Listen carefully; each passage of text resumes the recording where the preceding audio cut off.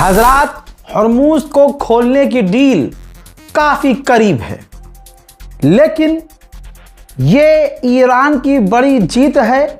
इसको समझने के लिए सिर्फ आप मुझे 2 मिनट दीजिए और ध्यान से सुनिए। मैं डील की तमाम बारीकियां बता रहा हूं। हजरात, स्ट्रेट ऑफ हॉर्मूज ओमान और ईरान मिलकर चलाएंगे, ये बात ईरान शुरू से कह रहा है। वो बात अब कुछ यूं हो गई है, जो डील होने वाली है हॉर्मूज खोलने की डील ये है कि अमेरिका मानेगा कि स्ट्रेट ऑफ हॉर्मूज ईरान का है, ईरान का अधिकार है और ओमान का अधिकार है। अल्लाह अकबर।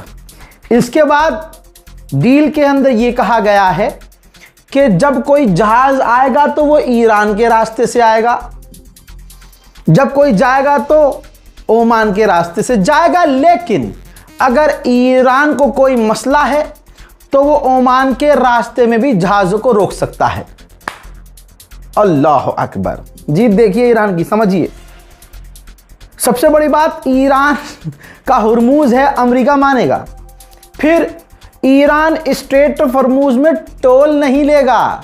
हार गया ईरान? नहीं, सुनो, ऐसे या ऐसे लेगा ईरान जरूर। ईरान अब जहाज़ों से नहीं, जिन देशों के जहाज़ वहाँ से गुजरेंगे, खासकर अरब देश के जहाज़, उनसे वो मेंटेनेंस चार्ज लेगा, महीने का, सालाना, जो भी होगा। इसके अंतर्गत ईरान जहाज़ों को सिक्योरिटी देगा, सेफ्टी देगा, इंश्योरेंस देगा, जहाज़ों को खुद निकलवाएगा, जहाज़ों की सुरक्षा का खुद सारा इंतज़ाम करेगा। इसके बदले वो अरब देशों से और यूरोप से पैसा लेगा, फीस लेगा। मैंने क्या कहा था? ऐसे हो या ऐसे, ईरान पैसा तो वसूलेगा।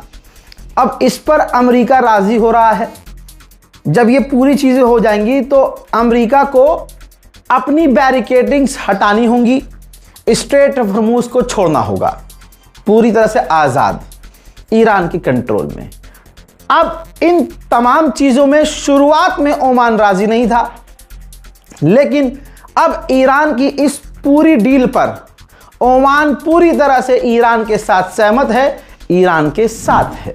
कमाल की बात तो यह भी हो गई ना कि स्ट्रेट ऑफ हॉर्मूज में अमेरिका ने जो बैरिकेडिंग्स की हुई है वो हटाएगा, और ईरान पर जो पाबंदियां लगा रखी हैं वो अमेरिका ईरान पर से पाबंदी हटाएगा। ईरान दोस्ती निभाने में बहुत आगे है। किसी चू ने ईरान से दोस्ती नहीं निभाई तो आज तक उसे भुगतना पड़ रहा है, हॉर्मूज में उसके जहाज़ों पर हमले हो रहे हैं।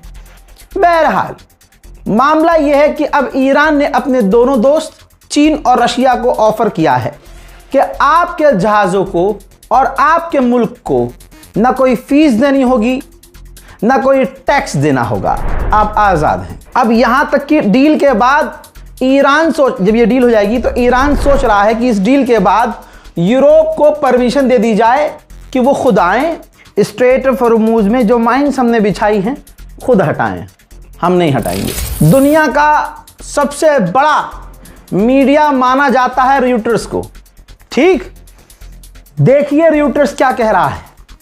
रिपोर्ट ये छापी है, इन्वेस्टिगेटिव रिपोर्ट, कि अमेरिका के पास जितनी लॉन्ग रेंज की मिसाइलें थीं, लंबी और बड़ी दूरी तक मार करने वाली, अमेरिका के पास वो तमाम लगभग मिसाइलें लॉन्ग रेंज की खत्म हो चुकी हैं। आज तक हम ये सोच रहे थे, सुन रहे थे कि ईरान की जंग में अमेरिका के इंटरसेप्टर खत्म हो गए हैं, मिसाइलों को भाई साहब वो छोड़िए, वो तो है ही बात, लेकिन आज की बात ये आ गई सामने कि अमेरिका की जो लॉन्ग रेंज की मिसाइलें हैं वो भी खत्म हो चुकी हैं। आइए अब CNN को देख लेते हैं। भाई CNN भी तो दुनिया का सबसे बड़ा न्यूज़ प्लेटफॉर्म है, अमेरिका का है। उसने छापा है कि अमेरिका का 80% जो इंटरसेप्टर है वो खत्म हो चुका है। इंटरसेप्टर 80% खत्म, और जो थर्ड एयर डिफेंस सिस्टम है वो आधे से ज्यादा ईरान की जंग में अमेरिका इस्तेमाल करके खो चुका है। हजरात, 3 इसमें लोग नजर आ रहे हैं। बीच में ये कुर्दिश जनरल का बेटा है और बाजू में जो बूढ़ा व्यक्ति है वो कुर्दिश जनरल है, इराक में है। बहुत बड़ा जनरल है कुर्द का। कहा जा रहा है कि इनके बेटे को मारने की कोशिश की गई है। अभी फिलहाल ये घायल है। कहा जा रहा है इसके पीछे ईरान का हाथ है। मुझे ईरान की ये बात बड़ी अच्छी लगती है कि आखिरी हमला आखिरी बार ईरान करता है। अभी 2 दिन पहले ईरान ने ऐलान नहीं किया, लेकिन मैंने बताया था कुवैत में अमेरिकी बेस पर धमाका हुआ। कल भी मैंने आपको बताया था इजराइल ने खुलासा किया है कि जो कुवैत के अंदर अमेरिकी बेस में धमाका हुआ था वो हमला किया था ईरान ने। और आपको बता दूं कि इसके बाद अमेरिका की हिम्मत भी नहीं हुई कि ईरान पर पलटवार करें। हजरात, उधर इजराइल की बात हो रही है। इजराइल ने खुद लेबनान पर हमला किया, जिसमें लेबनान के कई इलाकों में आग लग गई।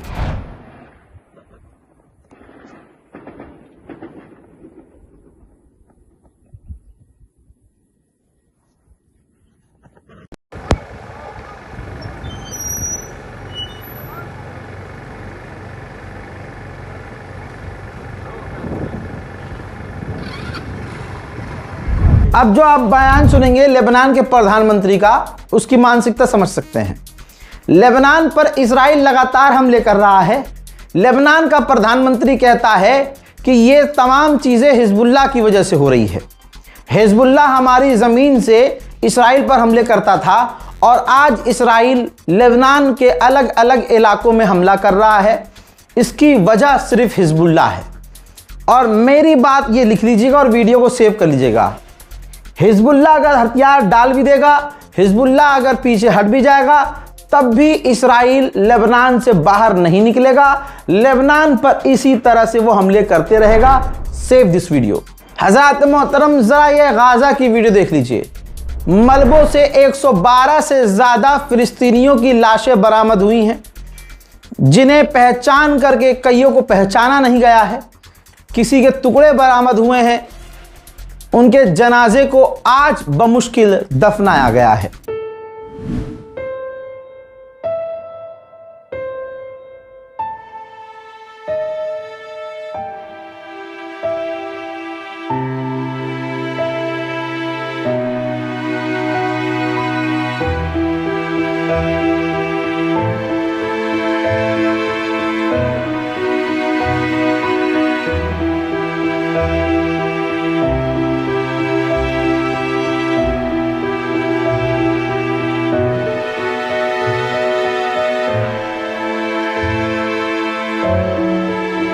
गजा के ऑफिशियल रिपोर्ट के अनुसार गाजा की हेल्थ मिनिस्ट्री बता रही है 9 से 10 हजार लोग गाजा के अभी भी मलबों में दबे हुए हैं। वहीं नेतन्याहू ने साफ इनकार कर दिया है कि जब तक हमास पूरी तरह से हथियार नहीं डाल देता तब तक हम इजराइल की फौज, अपनी फौज गाजा से नहीं निकालेंगे। על האינטרסים הביטחוניים שלנו. אנחנו לא נסוגים מהקווים הנוכחים שלנו עד שהחמאס יפורק לגמרי מנשקו. 1. 2. אנחנו מנחים את חיילי צה"ל לעשות כל מה שצריך כדי להגן על עצמם, להגן על שטחנו, להגן על אזרחינו. 3. הנשיא טראמפ חושב, וצוותו חושבים, שהם יכולים להביא את החמאס להתפרק מנשקו ולפרז את עזה. אנחנו בודקים את זה. הם שלחו לנו טיוטה, לא הסכמנו, לא טיוטה שלנו. इस नेतन्याहू को बचाने के लिए अंतर्राष्ट्रीय क्रिमिनल कोर्ट को मिटाने की कोशिश ट्रंप कर रहा है। रिपोर्ट यह है कि इंटरनेशनल क्रिमिनल कोर्ट के जो मेंबर्स हैं, जो अफ्रीकी देश हैं, डोनाल्ड ट्रंप उनको धमकी दे रहा है कि इस इंटरनेशनल क्रिमिनल कोर्ट के मेंबरशिप छोड़ दो और इनसे बाहर निकल जाओ। उधर आइए अब फिलिस्तीन के वेस्ट बैंक का मंजर दिखाता हूं। फिलिस्तीन के वेस्ट बैंक में इस्राइल फिलिस्तीनियों के बच्चों के स्कूल को तोड़ रहा है। पूरी बिल्डिंग अब तक तबाह हो चुकी है। हजरात, अब जो तस्वीर आप देखेंगे, भारत का एक झुंड आपको उसके अंदर नजर आएगा। फिलिस्तीन की सैकड़ों साल पुरानी मस्जिद के करीब यहूदी आतंकी झुंड जाकर नाच रहा है।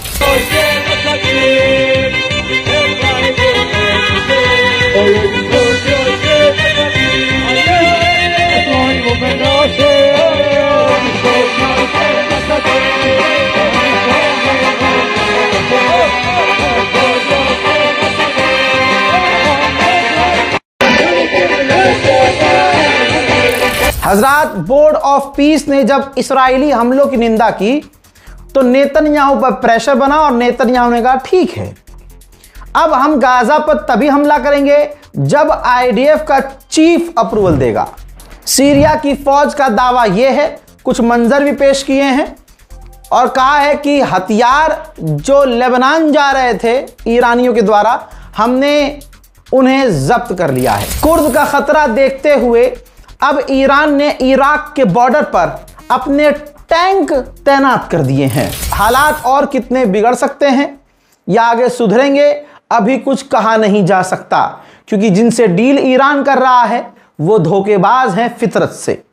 इस रिपोर्ट को शेयर कीजिएगा, अपनी राय जरूर कमेंट में लिखिएगा, चैनल को सब्सक्राइब जरूर कीजिएगा जिससे आप हमें थोड़ा सपोर्ट कर सकते हैं, और अपनी दुआओं में मुझे याद रखने की कोशिश कीजिएगा। जय हिंद व सलाम।